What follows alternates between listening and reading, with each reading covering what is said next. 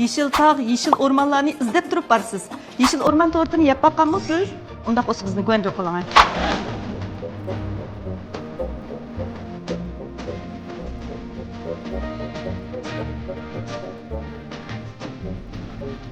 Yeşil orman tortu yığınlıqni yaxshi ko'rgan do'konlarning oldin tanlashi. Bugungi yeşil orman tortimga ishlatganim bo'lsa, xumarning yeşil choy talqini bilan xumarning bal susimi. Shuning uchun mushning o'xshash yumshoq ham yeyishlik chiqdi. Yeşil orman tortiga ketarlik materiallar. Xumar bal siyriqmi 150 gram, sumay 200 gram, şeker 500 gram, xun 550 gram, süt 220 gram, xumar dengovmi 20 gram, soda 10 gram, soda 15 gram.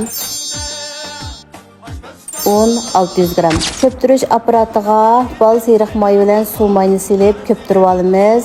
Andan şekerni salamiz. Kaynadan tuxumni silib aqarg'ich köptürüp alamiz.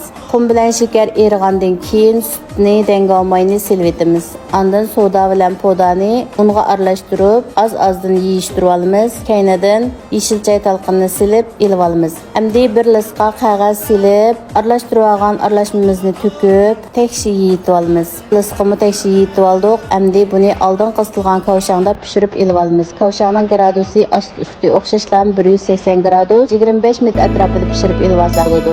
Mana dengo pirimizmi pishib tayyor bo'ldi. Biz buni muzlagandan keyin o'ttirdan ikki bo'lakka bo'lib, orasiga xumarning qaymog'ini ilib, mushunda tekshirlikda surib olamiz. Tekshirib surib bo'lgandan keyin ustiga yana bir qavatini yipib, chapcho'risini kesib etamiz. Kesilgan parchalarni ustiga ugutib, tekshirib chechib olamiz. Mana filmda ko'rsatilgandek mushunda bezsanglar bo'ldi.